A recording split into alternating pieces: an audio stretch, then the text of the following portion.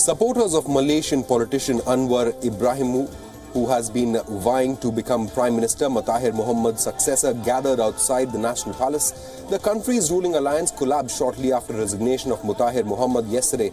This has prompted dozens of lawmakers to defect in an attempt to form a new government. Mahathir has also quit as the chairman of his Bersatu party after it ditched an attempt to form an alliance to form a new government with opposition parties, thus following the transition of power to his named successor, Ibrahim.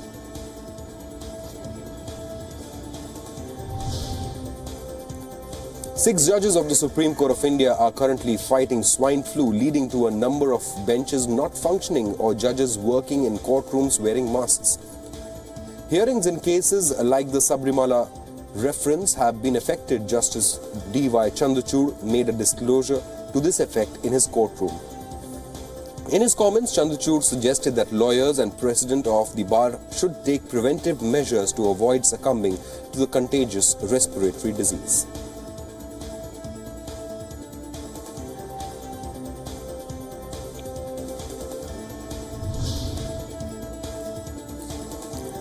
Asia Bibi has been awarded honorary citizenship certificate by the mayor of Paris. Asia Bibi, the Pakistani Christian woman who spent years on death row after a 2010 conviction for blasphemy, said that she was seeking political asylum from the French government. Her book, Infé Libre, Bibi recounts the nightmare conditions she was subjected to in prison until her release in 2018 amid an international outcry over her treatment.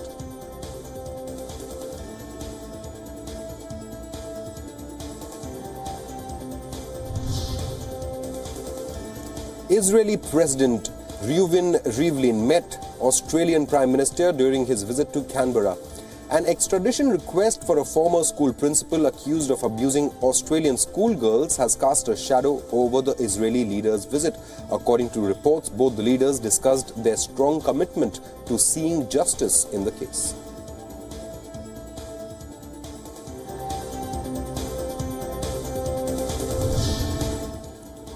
There has been a drastic increase of an earlier estimate of the toll of Mexico's endemic drug-related violence and cartel warfare. Mexico's drug war has long played out in dusty northern border cities, but now the killings have moved to the conservative industrial heartland.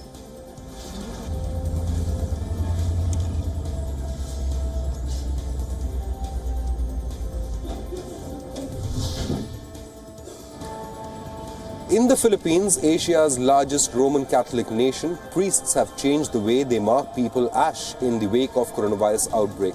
Rather than touching the believer's forehead to mark the sign of cross, they have sprinkled ash on their heads to avoid physical contact and fight the spread of the virus that began in China. Filipino Catholics have accepted the slight change in local tradition on ash, which marks the start of Lent.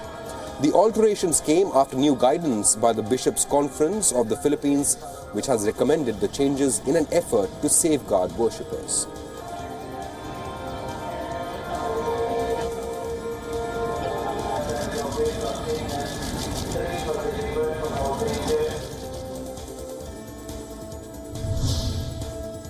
United Nations General Assembly President called for more collaboration efforts from the international community to effectively deal with the public health emergencies and commended China's efforts to combat the novel coronavirus.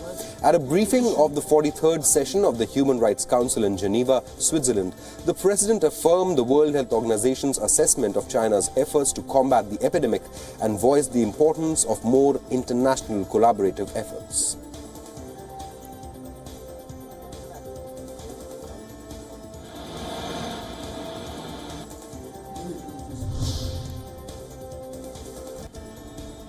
After the violence and deaths in New Delhi, the Supreme Court pulled up the Delhi police over their handling of the ongoing clashes in India's capital while deferring to March 23rd hearing on a plea to shift the SHAHEEN BAGH protesters.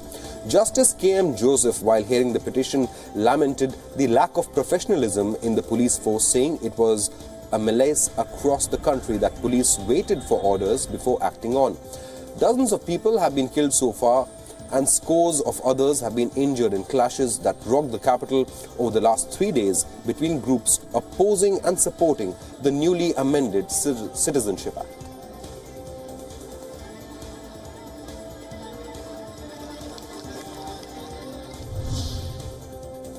Protesters in Canada blocked train lines, Vancouver's port entrance and at least one highway in response to the arrest of 10 Indigenous activists when police dismantled a rail barricade in southern Ontario a day earlier. Police arrested some of the campaigners who had shut down the line in solidarity with the Wet'suwet'en from British Columbia, who seek to stop construction of a gas pipeline over their land. The protests are testing Liberal Prime Minister Justin Trudeau's pledge to reconcile Canada with its Indigenous groups, who face higher levels of poverty and violence and shorter life expectancies than the national average.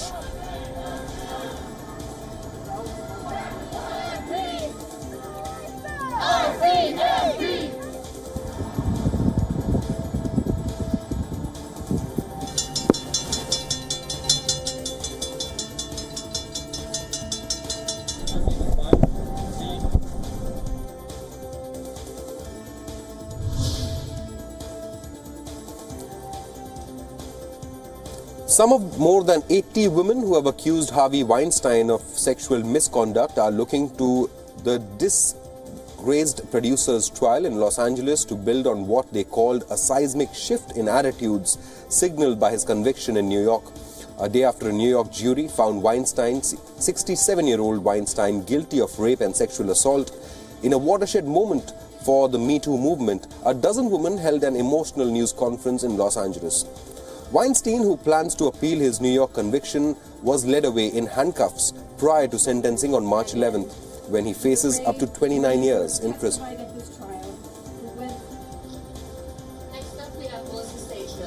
For the women who took the stand in New York cannot be overstated. Their bravery.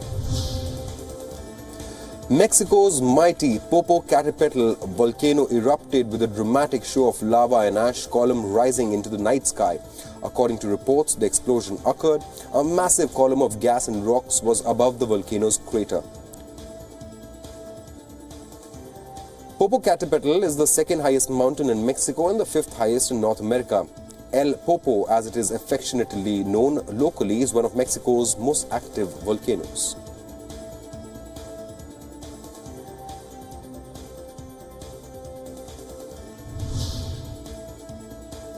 A mudslide swept through a valley in Peru, killing 3 people and injuring 13 others after heavy rains drenched the entire region.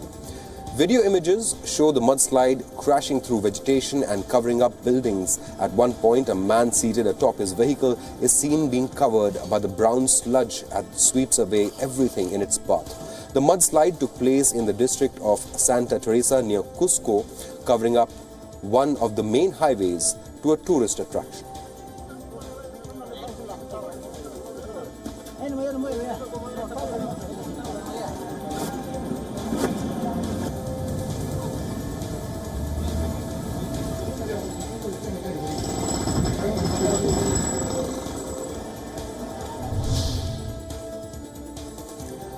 The captain of Afghanistan's national women's wheelchair basketball team is one of the thousands of Afghans who were badly injured during years of conflict.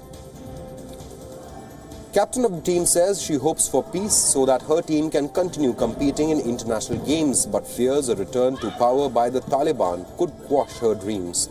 The United States and the Taliban are due to sign an agreement on the 29th of February at the end of a planned week-long reduction in violence in Afghanistan, stirring fresh hopes for an end to the protracted conflict.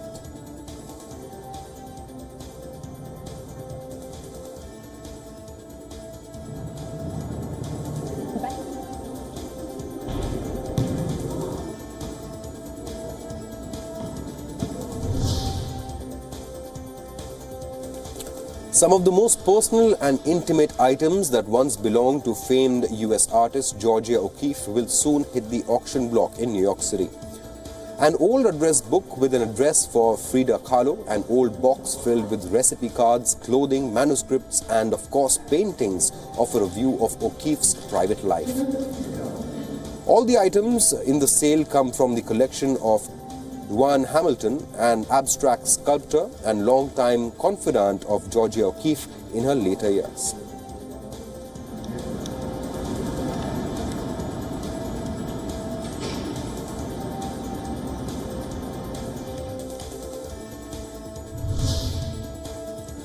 Tens of thousands of people took to the streets of Portugal to celebrate Carnival, the biggest festival of the year. In Torres Vedras, a small town 50 kilometers from the capital Lisbon, thousands of revelers in elaborate costumes, scary masks and eye-popping wigs attended street parades where politicians viewed as killjoys are the target of ridicule. Political and social satire was one of the main characteristics of the Carnival of Torres Vedras. Floats that colored the streets during the parades poked fun at sports and star athletes, politicians, local, national and international politicians as well.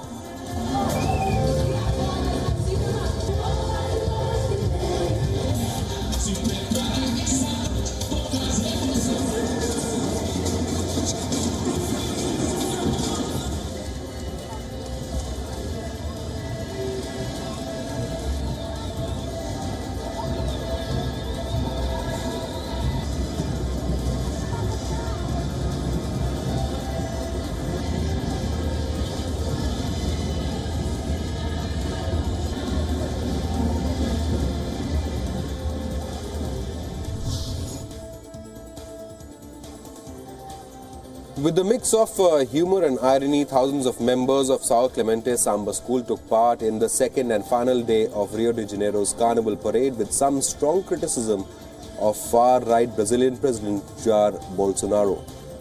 A float with a giant Pinocchio representing fake news and another with banners reading "The gravy train is over" and "The earth is flat" were part of the parade. The Carnival Parade is used not just to celebrate but to bring attention and to protest against problems faced by the Brazilian people. Other schools focused on other topics including racism, religious intolerance and violence.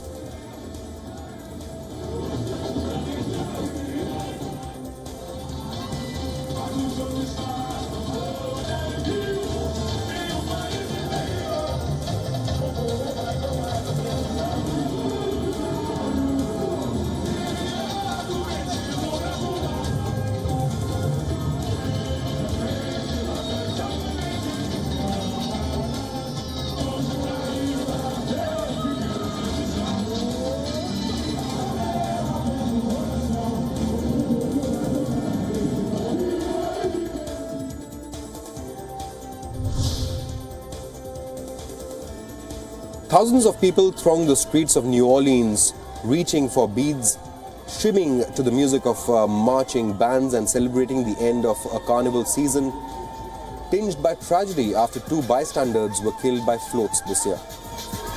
The first parade by Zulu kicked off the celebration with many parents and children up and in position early, some even before sunrise. Thousands of people lined the streets dressed in Mardi Gras colors of purple, green and gold, standing or sitting in lawn chairs, eating food and talking to friends and neighbors. It's an annual tradition of watching parades, partying and hanging out with family and friends.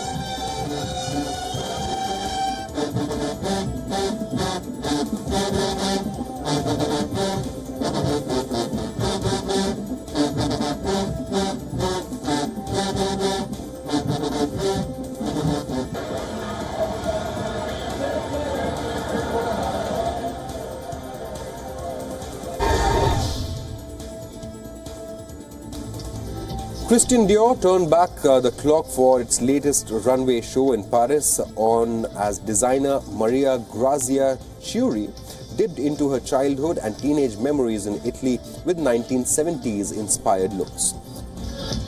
Models in headscarves donned checkered prints and fringed blouses and dresses, while the designer also explored feminist references that first inspired her and which have become a recurrent theme for the LVMH-owned brand.